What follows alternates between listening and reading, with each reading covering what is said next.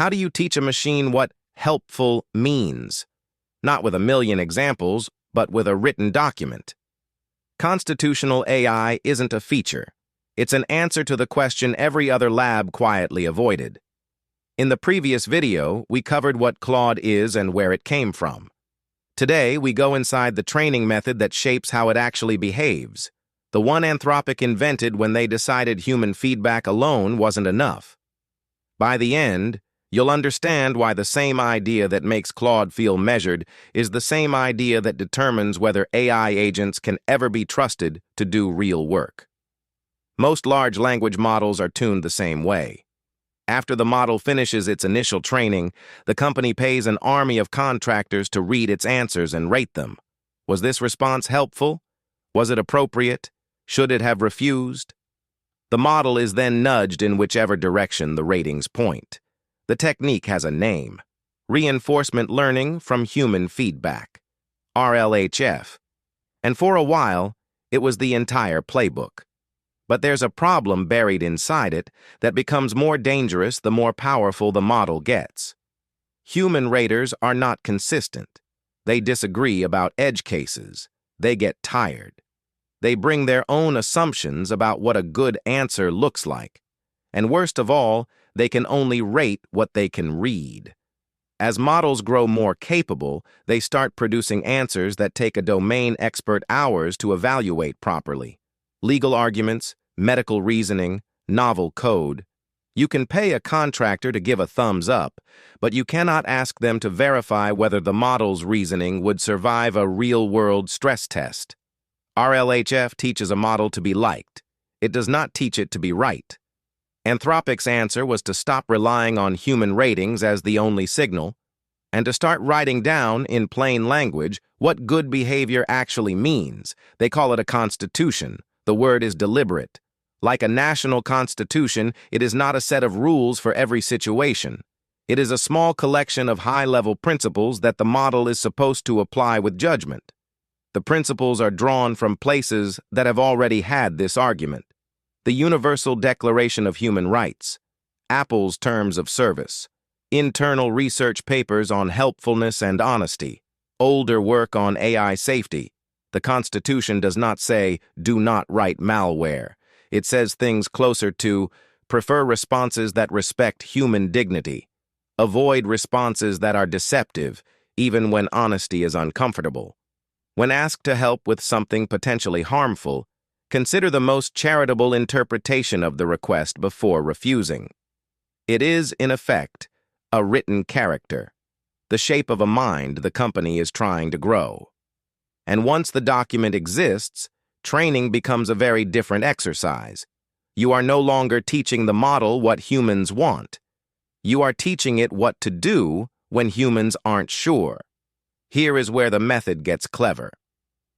Once the Constitution exists, the model is given a prompt, sometimes a perfectly normal one, sometimes a deliberately provocative one, and asked to generate an initial response.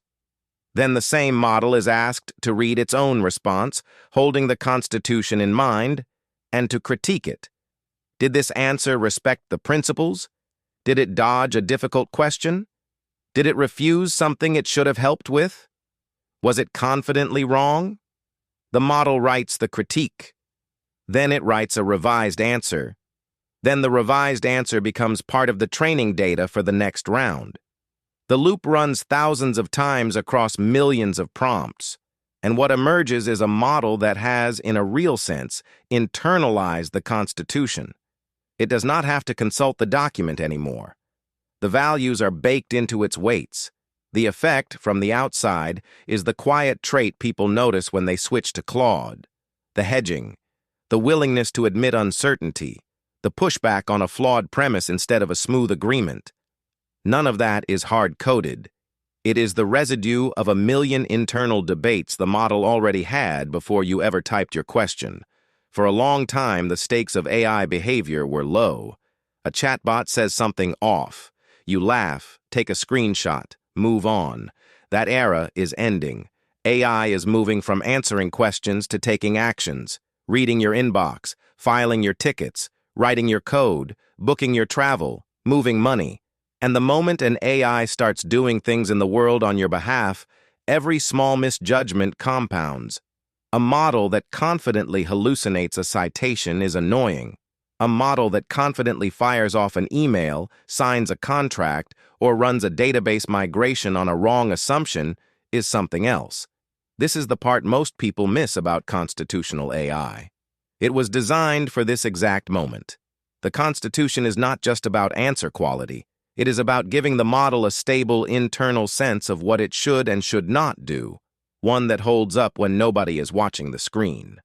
Because as soon as an AI is allowed to act, the question stops being, is the response good, and becomes, is the agent trustworthy? And trustworthiness is not a training trick. It is a value system.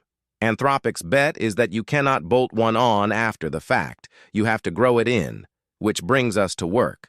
For most of modern history, hiring a person and delegating to them have meant roughly the same thing.